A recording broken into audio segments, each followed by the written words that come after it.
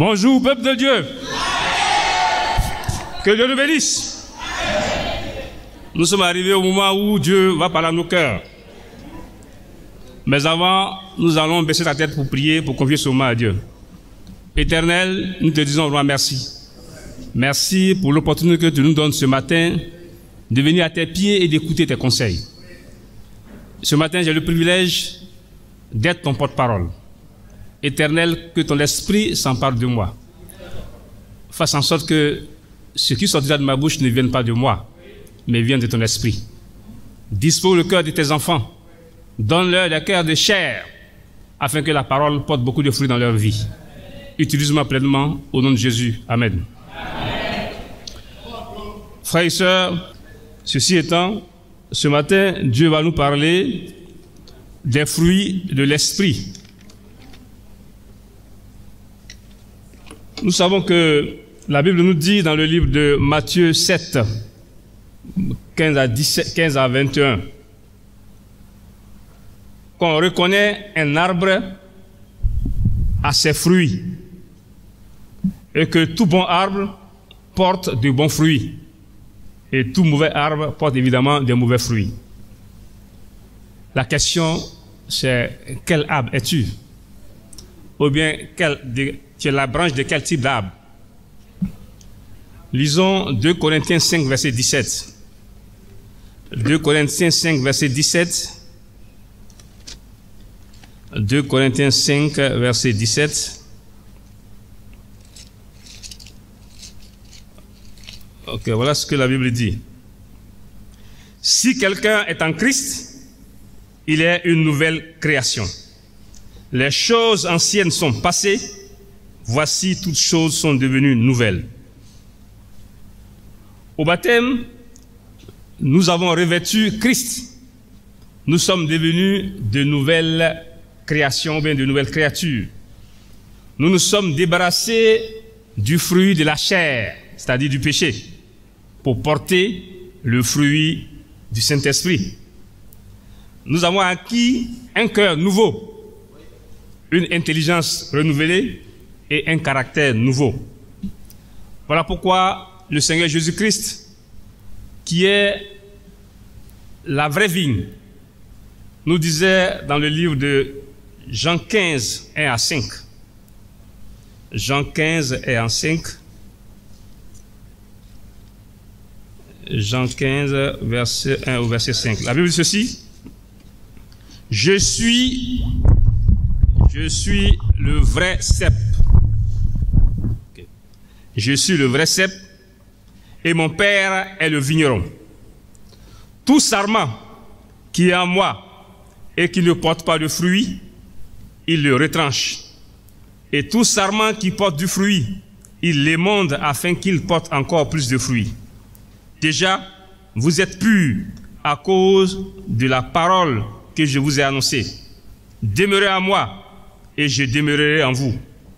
Comme le sarment ne peut lui-même porter du fruit s'il ne demeure attaché au cep, ainsi vous ne le pouvez pas non plus si vous ne demeurez en moi.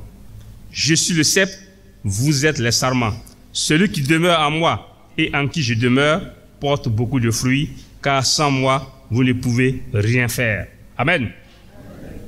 Frères et sœurs, depuis ton baptême, tu as été greffé sur Jésus-Christ, la vraie vigne.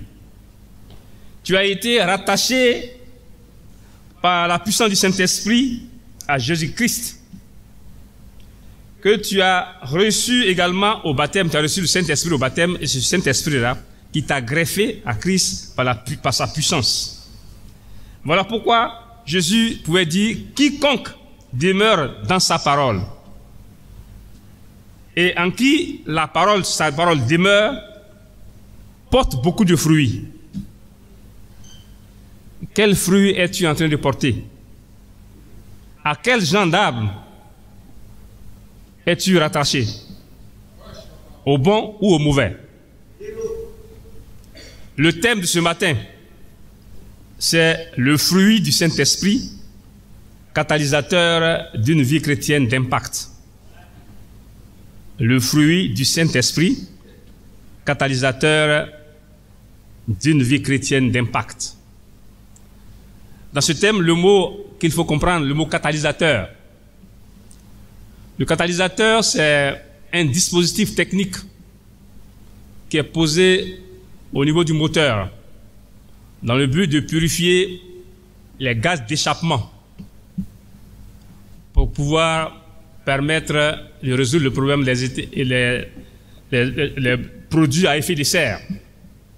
Parce que avec la pollution, l'environnement, donc les techniciens, les fabricants des voitures prennent des dispositions pour ne pas polluer l'air.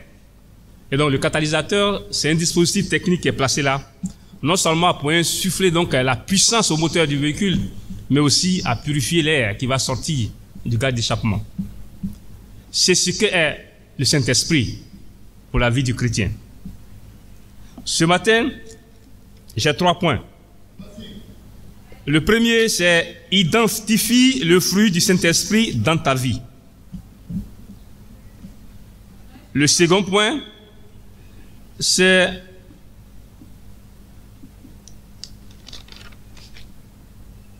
débarrasse-toi du fruit de la chair.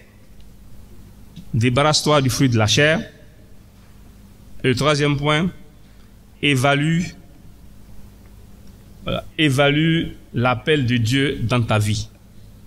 Voilà donc les 3 points autour desquels donc va s'articuler donc le message. Donc on revient donc sur le premier point. Identifie le fruit du Saint-Esprit dans ta vie. Galates 5, verset 22. Galates 5, verset 22. La Bible nous dit, mais le fruit de l'Esprit, c'est l'amour, la joie, la paix, la patience, la bonté, la bienveillance, la foi, la douceur, la maîtrise de soi. Frères et sœurs, voilà ce que la Bible nous dit. Parce que ce matin, tu dois pouvoir renouveler ton intelligence. Parce que souvent nous avons une connaissance erronée de la manifestation du Saint-Esprit. Et quand vous venez, vous nous rendez visite, vous venez donc dans l'église chrétienne internationale d'Abidjan, vous voyez la différence quant à la conduite du culte. Et certains, tellement vous êtes habitués à fréquenter les communautés religieuses où la compréhension des manifestations du Saint-Esprit n'est pas souvent claire. Et quand vous venez, vous avez l'impression qu'il n'y a pas l'Esprit dans cette église. Parce que vous venez, nous ne sommes pas en train de casser les chaises. Parce que ce matin, vous n'avez pas vu quelqu'un pris de sensations et d'émotions pour tomber et puis bon, faire des grimaces. Ce matin, tiens-toi bien pour que tu puisses comprendre et qu'au sortir d'ici, ton intelligence soit renouvelée. Voilà pourquoi ce matin, Dieu m'a inspiré pour que je puisse enseigner sur le fruit du Saint-Esprit. Et en partant d'ici, toi-même, tu dois être capable d'identifier qui a le Saint-Esprit. Et aussi, on peut même être disciple dans l'église, baptisé dans l'église chrétienne internationale, et puis à un moment donné, commencer à douter si on a le Saint-Esprit. Commencer à penser comme les religieux. Ce matin, prends bien note et écoute bien. Parce que la parole de Dieu va se révéler à toi et que les écailles qui sont sur tes yeux vont tomber et que ton intelligence sera renouvelée ce matin. Lorsque nous comprenons ce passage de Galates 5, verset 22, la Bible a cité, la Bible dit le fruit du Saint-Esprit. Mais quand on cite des fruits. Et là, il y a une révélation à comprendre. Il y a quelque chose à saisir. La Bible dit, mais le fruit de l'Esprit, c'est l'amour. C'est l'amour qui est le fruit de l'Esprit. Mais après, on va dire la joie. Oui, l'amour produit la joie. Ensuite, on dit la paix.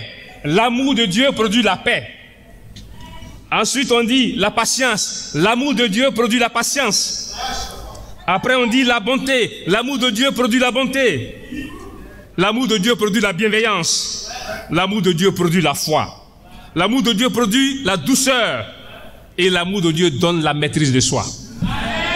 Alors vous voyez ici que le seul fruit de l'amour a des dérivés.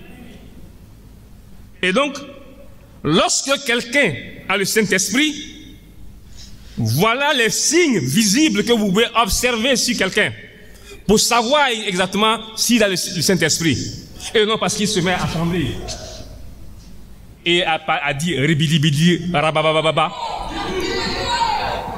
À ce sujet, bien sûr, vous devez comprendre que ici, à l'église chrétienne, nous ne doutons pas que de la manifestation du Saint-Esprit quand on parlait en langue. Parler en langue, la Bible nous a dit, en Acte 2, versets 1 à 5, que lorsque le jour de la Pentecôte, l'Esprit de Dieu est descendu sur les disciples, alors ils ont commencé à parler les langues maternelles. Ce jour-là, quand tu lis bien, il y avait 15 langues qui ont été parlées, mais par des gens qui n'ont jamais appris ces langues. Nous reconnaissons que par la puissance du Saint-Esprit, quelqu'un peut parler une langue qu'il n'a jamais apprise. Nous ne le refutons pas. Mais ce que nous refutons, c'est des langues qui ne sont qu'une langue maternelle. Dites-moi, rababababa, ribidibidibidi, rototototo, c'est quelle langue? Langue de quel peuple? Si ces gens sont aussi remplis du Saint-Esprit, pourquoi ne parlaient-ils pas l'allemand? Pourquoi ne parlaient-ils pas le chinois? Pourquoi ne parlaient-ils pas les langues qui existent dans ce monde? Même si nous ne les comprenons pas, mais Dieu ne parle pas au hasard. Quand Dieu parle, il a un message à communiquer. Ce qui s'est passé le jour de la Pentecôte, c'est que Dieu avait résolu là le problème de l'interprétation des langues. C'est-à-dire qu'il n'avait pas d'interprète. En ce moment-là, Dieu même a servi d'interprète. Voilà pourquoi Dieu a mis dans la bouche des apôtres les langues des peuples présents. Et de façon simultanée, les gens ont prêché dans différentes langues. Parce que l'Esprit de Dieu voulait communiquer le plan du salut. Que des gens devaient saisir ce jour-là pour être sauvés. Donc sache que lorsque l'apôtre Paul ironise en disant « Même si je parle les langues des anges et que je n'ai pas l'amour, je ne sers de rien. » Ça, en français, on appelle ça de l'ironie. Les anges n'ont pas de langue. Les anges parlent les langues des peuples auxquels ils se révèlent. Un ange vient chez un Koulango, il parle en Koulango. Un ange arrive chez un Chinois, il ne dit pas ribidibidibidi, ribababa. Qu'est-ce que le Chinois comprendrait ce jour-là? L'Esprit de Dieu n'est pas la comédie. Ne sont pas des séances de comédie. Dieu est sérieux et ce qu'on fait avec Dieu doit être sérieux. Et ce matin, ce que je voudrais communiquer à travers le fruit du Saint-Esprit, c'est pour dire que Dieu a un objectif à atteindre. En mettant ces fruits dans la vie des gens, c'est pour aider les gens à pouvoir connaître Dieu à travers les serviteurs. Si tu n'as pas l'amour, comment est-ce que ton frère, ta soeur, cette personne que tu veux sauver, peut croire que Dieu est amour? Dieu est amour, on ne voit pas Dieu. Mais c'est à travers toi qui vis qu'on verra l'amour de Dieu, qu'on croira que Dieu est amour. Voilà pourquoi l'amour est le fruit du Saint-Esprit, car de lui découlent les autres dérivés. Donc nous comprenons donc ici l'amour qui est le fruit de l'Esprit par lequel Dieu déverse dans le cœur du disciple les qualités spirituelles que sont la joie, la paix, la patience, la bonté, la bienveillance, la foi, la douceur, la maîtrise de soi, qui ont un impact certain sur les relations interpersonnelles. Ce qu'on vient de citer, ça impacte forcément la vie de quelqu'un. Le Saint-Esprit déverse en nous la joie. Tu ne veux pas aller évangéliser étant triste. Tu dis, bonjour mon frère, bonjour ma soeur. J'ai une bonne nouvelle, mais son visage est serré. C'est-à-dire que l'expression de ton visage révèle l'état de ton cœur. Révèle l'attitude de ton cœur. On ne voit pas ton cœur, mais ta manière d'être, l'expression de ton visage parle tellement qu'on n'a même pas besoin de savoir si tu es vraiment dans la joie ou bien si tu es vraiment suite à telle chose, parce que ça apparaît sur le visage. Voilà pourquoi les joies fabriquées ne durent pas. On sourit, mais après, ton visage normal revient. Mais quelqu'un qui sourit naturellement, ça se voit. Ça dure dans le temps. Amen. Donc ici, nous devons comprendre que Dieu veut que nous impactions notre environnement. Voilà pourquoi, quand il nous donne son esprit, alors il fait accompagner des qualités spirituelles. Qu'on a citées, il y a les 8 qualités spirituelles qui englobent l'amour. Lisons 1 Jean 4, versets 8 à 10. Concernant le fruit de l'amour. 1 Jean 4, 8 à 10. 1 Jean 4, 8 à 10.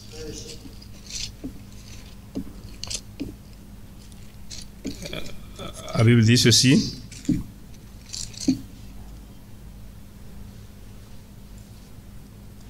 Celui qui n'aime pas n'a pas connu Dieu, car Dieu est amour. L'amour de Dieu a été manifesté envers nous en ce que Dieu a envoyé son Fils unique dans le monde afin que nous vivions par lui. Et cet amour consiste non point en ce que nous avons aimé Dieu, mais en ce qu'il nous a aimés et a envoyé son Fils comme victime expiatoire pour nos péchés. Amen. Voilà ce que la Bible dit. Dieu est amour. Et il a prouvé son amour en envoyant son Fils unique Jésus-Christ sur la terre pour vivre dans la justice et pour mourir pour les pécheurs que nous sommes. C'est ça. Dieu a tant aimé le monde qu'il a donné son Fils unique. Voilà pourquoi Dieu lui-même, il est amour. C'est parce qu'il est amour qu'il a donné ce qui lui est cher, son Fils unique, pour que toi et moi, nous qui sommes des pécheurs patentés, des gens qui vivent dans le péché et qui se plaisent dans le péché. Et Jésus a décidé, Dieu a envoyé son Fils pour qu'il meure pour nous, pour ne pas que nos péchés nous conduisent en enfer. Voici le sens de l'amour de Dieu. Un amour inconditionnel. Nous n'avons rien fait, et celui qui n'a rien fait est mort pour nous, qui avons fait quelque chose. C'est-à-dire, nous avons commis des péchés, mais nous n'avons pas posé un acte qui puisse effacer nos péchés. Mais lui, qui n'a pas commis, est venu mourir à notre place, pour ne pas que nous expérimentons l'enfer préparé par le diable. Donc voilà, donc c'est important.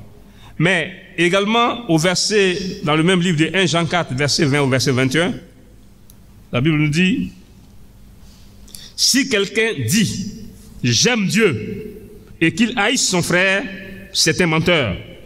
Car celui qui n'aime pas son frère qu'il voit, comment peut-il aimer Dieu qu'il ne voit pas?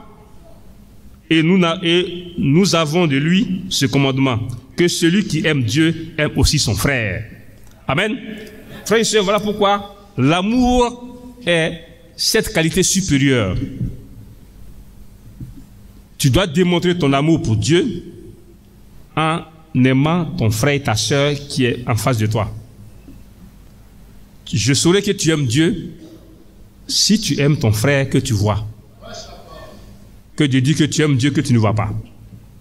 Donc ton amour pour Dieu doit se manifester dans ta relation avec ton frère et ta sœur. Donc les autres sont là pour identifier l'amour dans notre vie. Sont là pour révéler l'amour de Dieu dans notre vie. Voilà pourquoi la vie chrétienne ne se vit pas sur une île.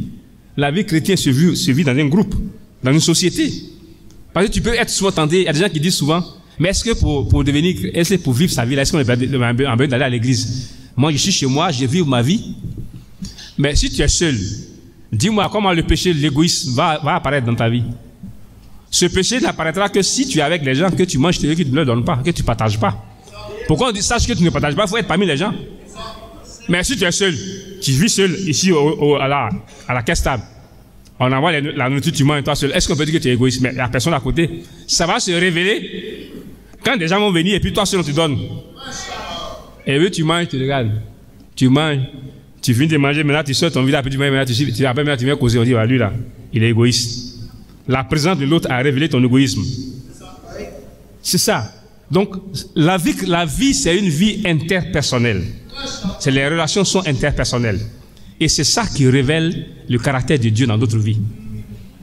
Et voilà pourquoi, mon frère, ma soeur, Dieu dit, si tu n'aimes pas ton frère que tu vois, ne dis pas que tu m'aimes.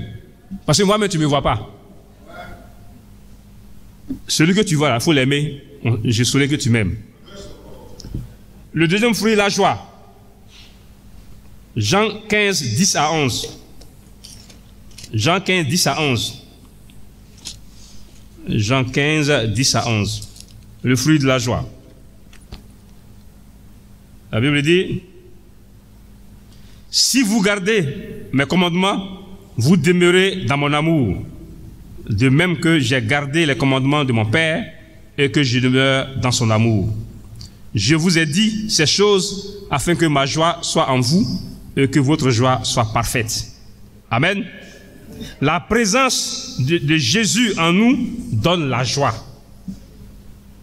La présence de Jésus dans ton cœur. Comment est-ce que Jésus peut être présent dans ton cœur? C'est quand sa parole demeure dans ton cœur que Jésus est dans ton cœur.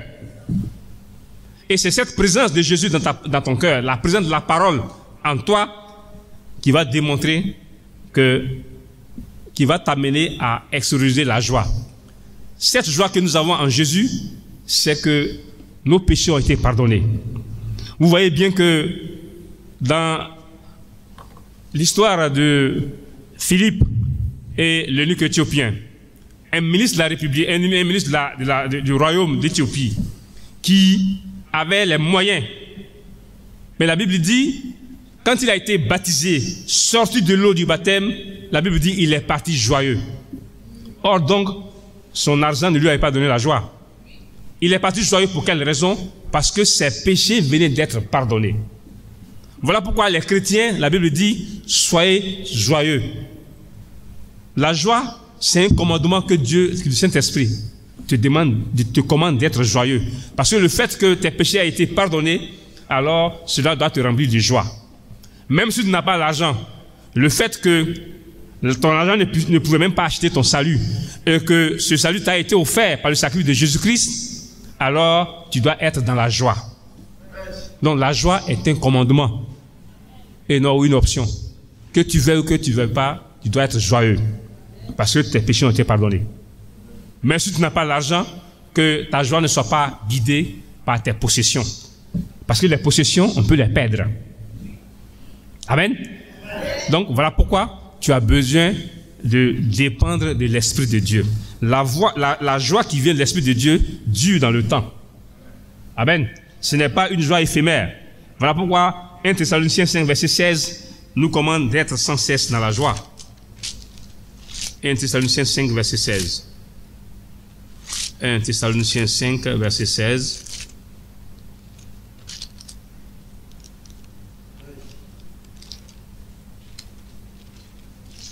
La Bible dit, soyez toujours joyeux. On dit, soyez toujours joyeux, à n'importe quelle circonstance, favorable ou non, mon frère, ma soeur, sois joyeux. Parce que simplement, par la puissance de la régénération et par la rédemption qu'a donné le sacrifice de Christ, tes péchés ont été expiés, tes péchés ont été pardonnés, effacés. Et ça doit te rendre joyeux. Même si matériellement, tu n'as pas beaucoup de matériel, tu n'as pas beaucoup d'argent. Mais le fait même que tes péchés aient été pardonnés, ça doit te remplir de joie. Amen. La paix. Matthieu 11, verset 28. Le fruit de la paix. Matthieu 11, verset 28. Matthieu 11, 28 dit ceci. Venez à moi, vous tous qui êtes fatigués et chargés, je vous donnerai du repos. Nous aurons la paix si nous ne sommes pas troublés dans notre cœur et dans notre esprit. Le péché et les soucis sont des fardeaux lourds qui épuisent et qui empêchent d'avoir du repos. Puisque voilà pourquoi Jésus dit, vous qui êtes chargés de péché, chargés de soucis, d'inquiétude, venez à mes pieds et déposez vos soucis. Et je vais vous donner la paix du cœur. C'est cette paix-là, elle vient de Dieu. La véritable paix du cœur vient de Dieu et non du matériel. Amen. Voilà pourquoi nous devons nous attacher aux choses de Dieu. Parce que c'est lui qui donne la paix. La patience. Luc 21, verset 19. Luc 21, verset 19. Luc 21, verset 19. La Bible dit: par votre persévérance, vous sauverez. Non, c'est Luc 19, verset 21. Ok. Luc 19, 21. Non, Luc 21, 19. Donc, la Bible dit: par votre persévérance, vous sauverez vos âmes. Amen. Dans d'autres versions, c'est mis la patience. La persévérance et la patience, c'est la même chose. Ok. Par ta patience ou bien par ta persévérance, tu vas sauver ton âme. Celui qui ne persévère pas, celui qui abandonne vite, perd son âme. Parce qu'il prend des raccourcis. Quand quelqu'un n'est pas patient, il prend des raccourcis. Et les raccourcis créent des problèmes. Vous voyez, quand Dieu a promis à Abraham de lui donner un enfant, l'enfant de la promesse, il avait 75 ans quand Dieu lui a fait cette révélation. Dieu lui dit cette promesse que tu auras un enfant. Parce que lui pensait que c'est ses ouvriers qui allaient être ses héritiers. Dieu dit non, regarde là, regarde les étoiles là, c'est comme ça, tes descendants seront. Il dit mais je n'ai même pas d'enfant. Regarde mon âge, je suis vieux, ma femme est vieille, elle a déjà atteint la ménopause. Et 25 ans plus tard, Abraham a reçu la visite des anges sous la forme humaine, et à cause de la qualité de son hospitalité, Dieu a confirmé que l'année prochaine, à la même date, ta femme aura un enfant. Et ça fait rire Sarah. Alors, si tu es venu manger, tu vas partir, ouais. Tu es rassasié, tu es en train de raconter des choses. Et Dieu a dit, pourquoi tu ris? À travers l'ange, pourquoi tu ris? Elle dit, non, je n'ai pas ri. Mais effectivement, son risque n'était pas aux éclats, mais c'était dans son cœur. Il y a des choses, quand on dit, tu ris dans ton cœur. Il dit, non. Ce matin, il raconte des histoires là-bas, ouais. Et c'est vrai, ça. Tu n'as pas dit, mais tu dis ça dans ton cœur. Mais Dieu lit dans le cœur. Et comme Dieu ne ment pas, ça s'est réalisé. Mais avant que cela ne se réalise, Abraham a pris un raccourci. Et c'est ça qui crée aujourd'hui les problèmes à l'humanité. Ton raccourci va créer des problèmes à ta famille, à ton pays, à ton continent, au monde. Voilà pourquoi nous ne devons pas prendre des raccourcis. Il a pris un raccourci avec Agar, sa servante, sur proposition de sa femme, Sarah aussi. Et aussi, elle était aussi impatiente. L'impatience crée des problèmes. Ton impatience va te faire perdre. Et Ismaël est né. Aujourd'hui, les descendants d'Ismaël. Voilà ceux qui posent les bombes. Ton impatience, ton raccourci va te créer des problèmes. Va créer des problèmes aux autres, à tes parents, à ta descendance. Fais attention. Sois patient. Jacques 5, verset 11. Jacques 5, 11 nous parle de la patience de Job. Si tu avais été Job, peut-être que tu allais brûler toutes les églises. Jacques 5, verset 11. La Bible dit, voici, nous disons bienheureux ceux qui ont souffert patiemment. Vous avez entendu parler de la patience de Job et vous avez vu la fin que le Seigneur lui accorda, car le Seigneur est plein de miséricorde et de compassion. Job a tout perdu en une seule journée. Et Job a été frappé par un ulcère malin qui faisait qu'il ne pouvait pas s'habiller. Il ne pouvait pas là être parmi les gens. Et sa femme impatiente disait, faut maudire Dieu, tu vas mourir.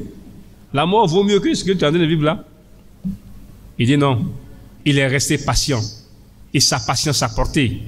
Dieu a reconstitué au double et au triple même ce qu'il avait perdu. Il a eu 10 enfants, 3 filles et 7 fils. On dit que ses filles étaient les plus belles. Ce que tu as perdu aujourd'hui, sois patient, Dieu te le restituera. Mais seulement, il faut rester dans les voies de Dieu. Ne prends pas de raccourcis. Car sur les raccourcis se trouvent les bandits. Si on dit on va ici, le chemin c'est long. Mais tout près là, on peut passer. Les bandits aussi se mettent là. Ils savent que vous les hommes, vous aimez les raccourcis. Donc arrête de prendre des raccourcis. Sinon tu auras des bandits. Tu ne vas pas arriver à bon port. Si tu n'es pas patient, tu perds ton âme. Il faut retenir ça ce matin. La douceur.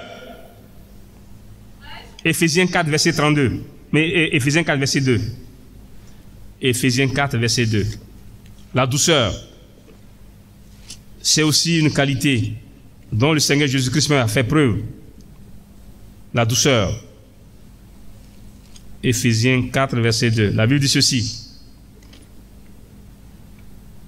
En toute humilité et douceur, avec patience, vous supportant les uns les autres avec amour. Vous voyez, la douceur interagit avec l'humilité et l'amour. Quand quelqu'un n'est pas doux, ça montre clairement qu'il est orgueilleux. Vous voyez, la douceur n'est pas là. La douceur marche avec l'humilité et l'amour. Ceux qui ne sont pas doux, ceux qui sont durs, il y a un problème. Il faut d'abord régler le problème de l'orgueil. Et ensuite, de pouvoir s'ils aiment Dieu. C'est ça. Et c'est une qualité que je dois développer moi. Parce que je ne suis pas passif, je ne suis pas doux. Je peux dire la vérité, mais brutalement. Et de façon sèche. Et ça n'aide pas l'autre. Et priez pour moi, pour que je puisse grandir dans la qualité de la douceur. Oui. Et je fais un effort. Et aidez-moi, toutes les fois que je quitte le chemin de la douceur, rappelez-moi, frère, fais attention à ton orgueil. Pour que je me ressaisisse et que j'emprunte la voie de la douceur. Car avec la douceur, on arrive même à dompter l'ennemi. La bonté. Jacques 1, verset 27. Jacques 1, 27. Nous avons besoin d'être bons et de prendre soin des personnes en difficulté. Jacques 1, verset 27. Ce passage, nous le connaissons. Ce passage nous dit que la vraie religion et la religion pure, c'est celle qui prend soin des veuves et des orphelins. La religion pure et sans tache devant Dieu, notre Père, consiste à visiter les orphelins et les veuves dans leur affliction et à se préserver des souillures du monde. Amen. Nous devons manifester la bonté. Est-ce que tu es bon? Est-ce que les autres apprécient ta bonté? Est-ce que les autres bénéficient de ta bonté? La vraie religion, celle que Dieu adore, celle qui touche le cœur de Dieu, c'est de prendre soin des démunis, de ceux qui souffrent, de ceux qui sont dans l'affliction. Comment est-ce que tu réagis? Ou bien tu es devenu maintenant quelqu'un, ça ne te dit plus rien. Ton cœur devient tellement dur que les gens peuvent souffrir autour de toi, ça ne te dit plus rien. Frères et sœurs, nous devons nous repentir radicalement. La bonté attire toujours. C'est un moyen d'évangélisation. Lorsque tu manifestes la bonté vis-à-vis de quelqu'un, alors la personne verra que tu as Dieu, tu as vraiment l'Esprit de Dieu en toi. Pas parce que tu le proclames. L'amour de Dieu, la bonté de Dieu ne se proclame pas, mais ça se vit, ça se pratique. On saura que tu es bon ou bien tu aimes Dieu par ton comportement, par ton action. Quelles sont les actions, quelles sont les œuvres dans lesquelles tu excelles? Qu'est-ce qui te caractérise? Si on te voit, est-ce qu'on peut voir en toi la bonté de Dieu? Examine-toi toi-même ce matin. La bienveillance. La bienveillance, c'est un sentiment de compassion qui suscite le bienfait. Quand tu es bienveillant, tu es rempli de compassion. Lorsque tu vois quelqu'un, tu es ému de compassion. Vous voyez que le Seigneur Jésus-Christ, chaque fois qu'il devait poser un acte, Quand il voit les foules, la Bible dit toujours, il était ému de compassion. La compassion appelle l'action. Lorsque tu es compatissant, cela t'amène à agir, à poser des actions. Voilà pourquoi Jésus-Christ était toujours bienveillant. Il était toujours ému de compassion. Et cette action de bienfaisance qu'il manifeste, c'est ce qu'on appelle la bienveillance. Parce que la compassion l'amène à agir, à trouver une solution face aux problèmes auxquels il voit son peuple confronté. Amen. Donc soyons bienveillants. Luc 10, 30 à 35, vous avez lu ça à la maison, c'est l'histoire du Samaritain. Le Samaritain, le bon Samaritain, qui, là où le sacrificateur, le prêtre, là où les religieux sont passés, alors, outre, en voyant quelqu'un qui baignait dans le sang, agressé par les bandits, ils sont passés outre. Et puis, lui, un Samaritain, un ennemi ethnique qui arrive, qui voit le juif couché, qui baigne dans le sang, il s'arrête, il prend soin de lui, il le prend, il l'envoie dans une auberge et il paye l'argent pour qu'on s'occupe de lui. Il dit, je vais, mais s'il y a encore des dépenses à plus, comptabilisez, mettez, je vais garder la facture. Quand je vais payer. Voilà le cœur que nous devons avoir. La bienveillance te pousse à l'action. Et également la foi. Hébreux 11, verset 1. Hébreux 11, verset 1. Or, la foi est une ferme assurance des choses qu'on espère, une démonstration de celles qu'on ne voit pas. Amen. La foi, on dit, c'est la ferme assurance des choses qu'on espère, une démonstration des choses qu'on ne voit pas.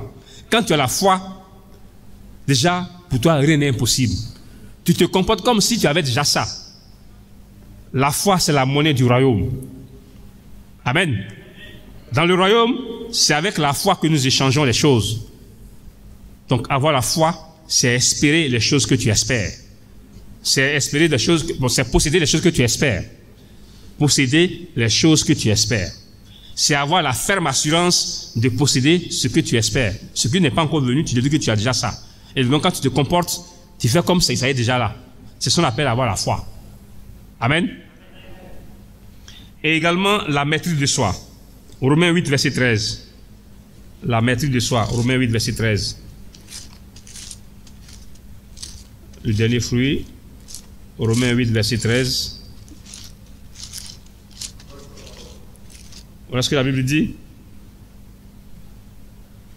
Si vous vivez selon la chair, vous mourrez.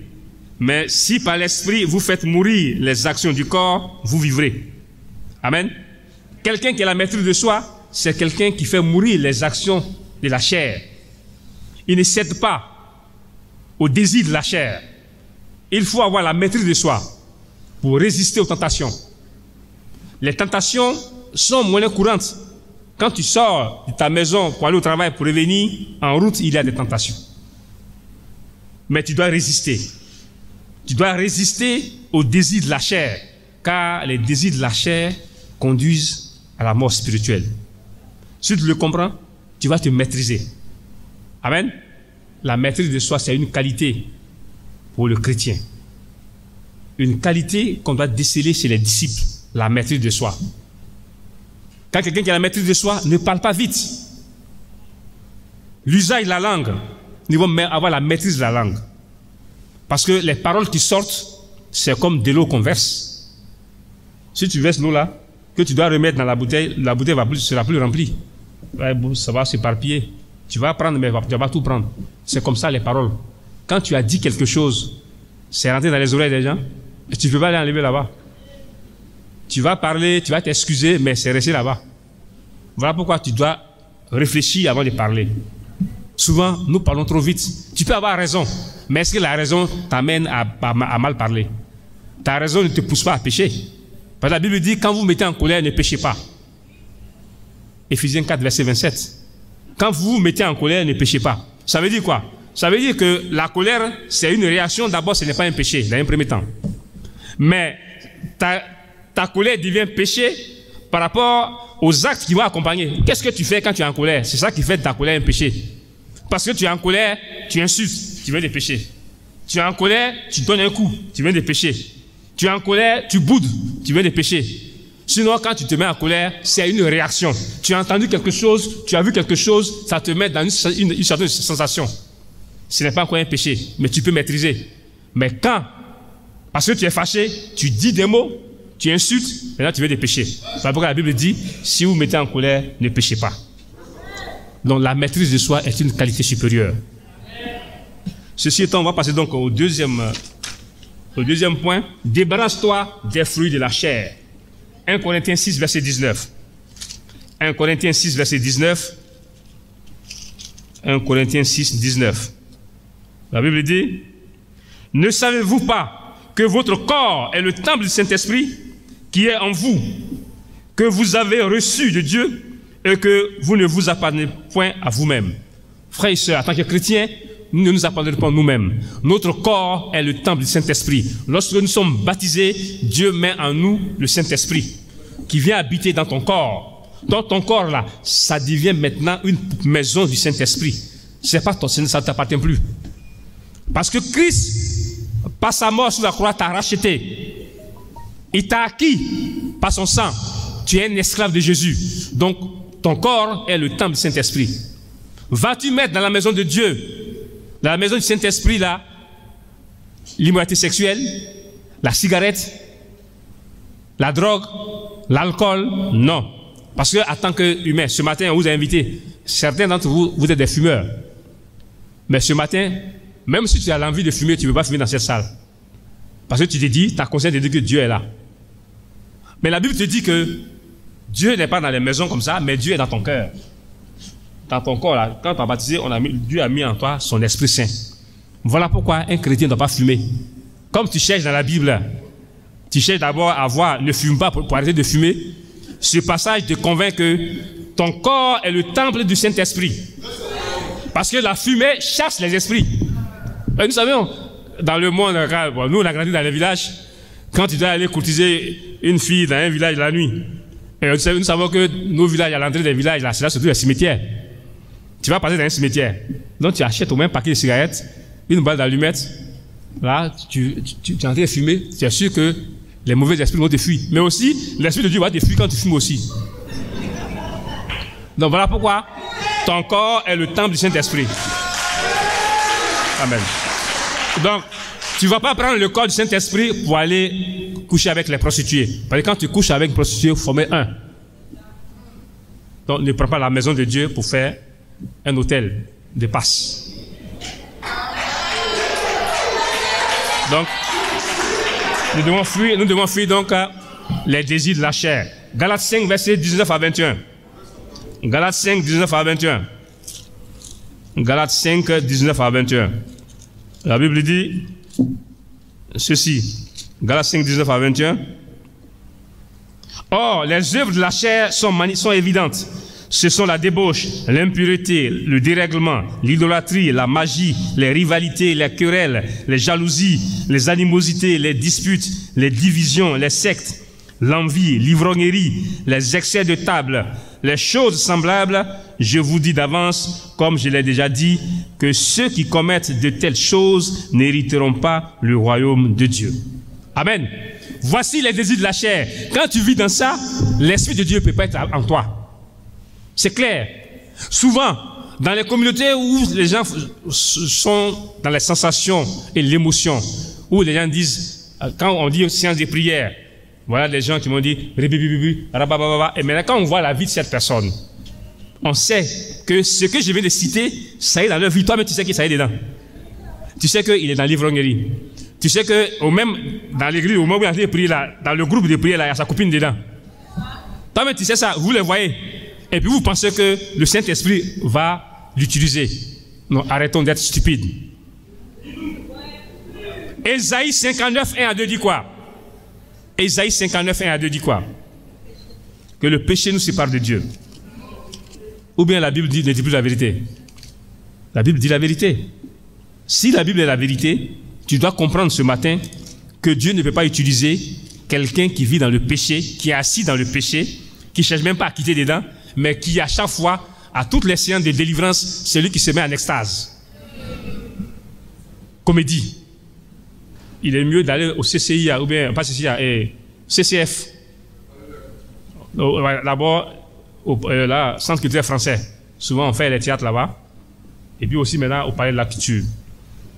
Mais pas utiliser le nom de Dieu, tu joues la comédie. Toi, tu dois le savoir. Tu ne dois pas être un spectateur de ce genre de comédiens. Tu dois bien le comprendre ce matin. La Bible dit en Isaïe 59, 1 à 2, non, la main de l'Éternel n'est pas trop courte pour sauver, ni son oreille trop dure pour entendre. Mais ce sont vos crimes qui mettent une séparation entre vous et votre Dieu. Ce sont vos péchés qui vous cachent sa face et l'empêchent de vous écouter. Quand quelqu'un vit dans le péché, Dieu ne l'écoute plus. Quand tu pries, ce plafond devient mur. Ton péché là devient un plafond qui empêche Dieu d'entendre ta prière. Ta prière ne quitte même pas ta chambre. Dieu veut te secourir, mais tes péchés empêchent Dieu de te secourir. Tes péchés bouchent les oreilles de Dieu. Dieu n'entend pas les prières d'un pécheur. Voilà pourquoi il faut d'abord te repentir avant d'aller à la prière. Tu ne peux pas être assis dans le péché et puis tu penses que Dieu t'utilise. C'est Satan qui t'utilise. Dans la Bible, ce sont les démons qui tombent. Ce sont les démoniaques qui tombent. Jésus rempli du Saint-Esprit n'est pas tombé. Oh, Jésus même était le Saint-Esprit. Il n'est pas tombé. Donc tous ceux qui tombent, c'est les démons et les démoniaques. C'est sous l'effet des possessions démoniaques qu'ils tombent et non sur l'effet du Saint-Esprit. Le Saint-Esprit ne fait pas tomber quelqu'un. Le Saint-Esprit remplit quelqu'un et il fait les œuvres bonnes. Si tu es rempli des œuvres de la chair, ce n'est pas l'Esprit qui est en train de t'inspirer, mais c'est le démon. Amen. Troisièmement, évalue l'appel de Dieu dans ta vie. Et souvent, on a dit, j'ai été appelé par Dieu. Moi, j'ai reçu l'appel de Dieu. Mon frère, ma soeur, ce matin, tu dois comprendre que le passage que nous allons lire, que ce passage-là soit pour toi une référence pour identifier dans la vie de l'autre s'il a reçu l'appel de Dieu.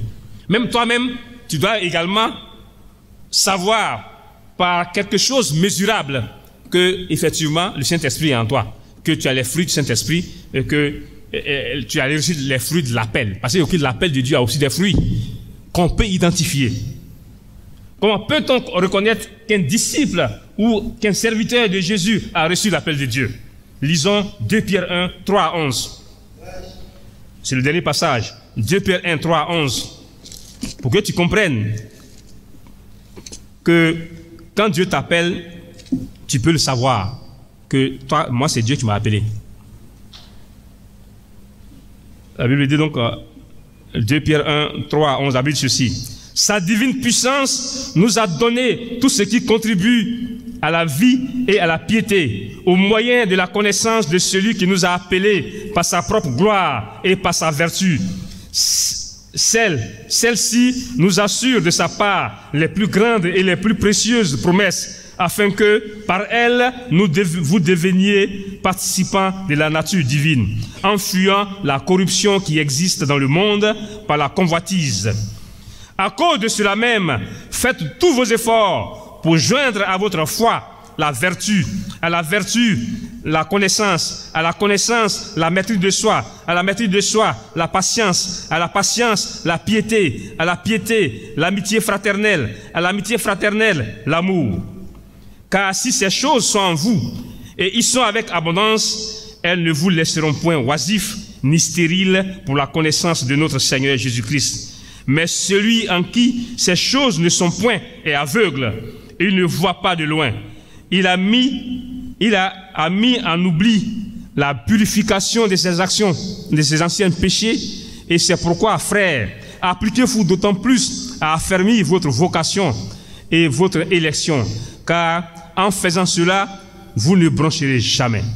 C'est ainsi, en effet, que l'entrée dans le royaume éternel de notre Seigneur et Sauveur Jésus-Christ vous sera largement accordée. Amen.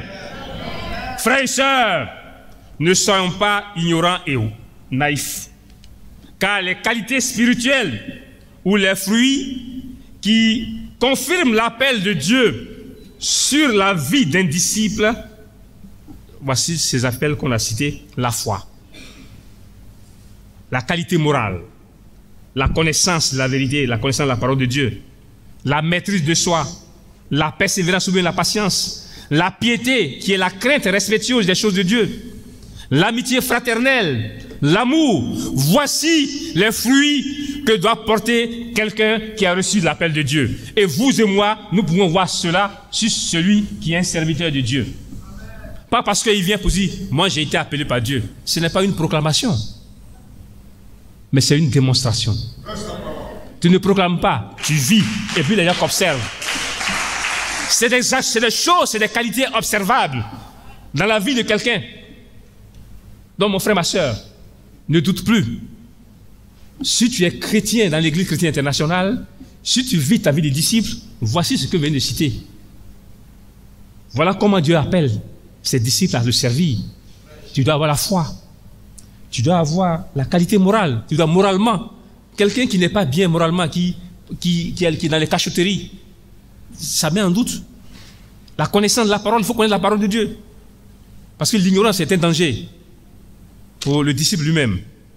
La maîtrise de soi. Un disciple qui ne se maîtrise pas, il prend des raccourcis facilement. La persévérance. Si tu ne persévères pas, tu vas abandonner vite. La crainte respectueuse des choses de Dieu. L'amitié fraternelle.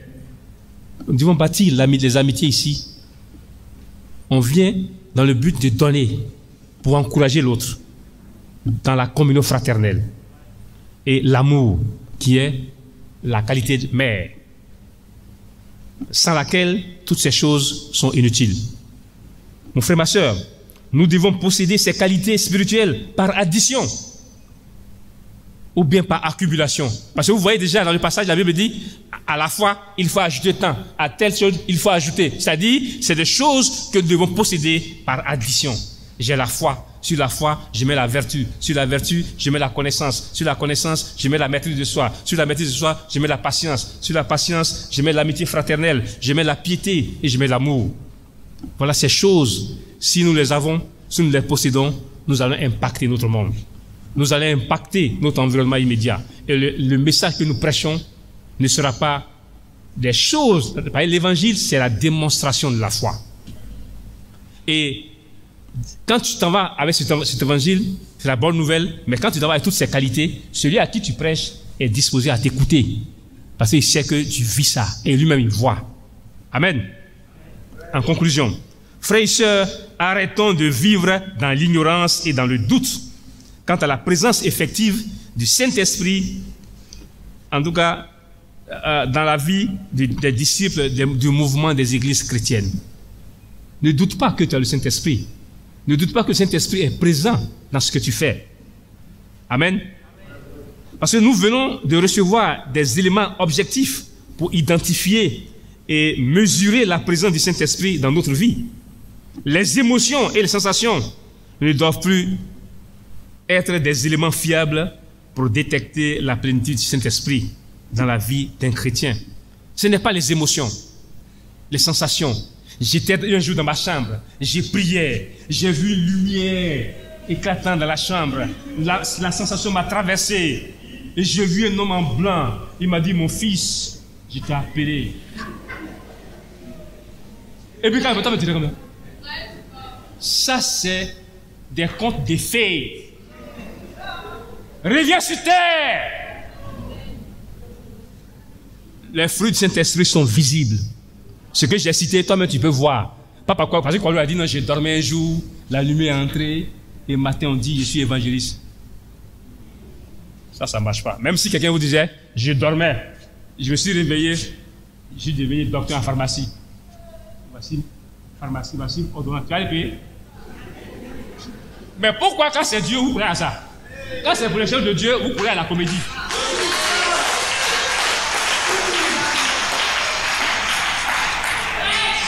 Dieu n'est pas notre ami. Dieu, c'est notre créateur. Nous devons respecter les choses de Dieu.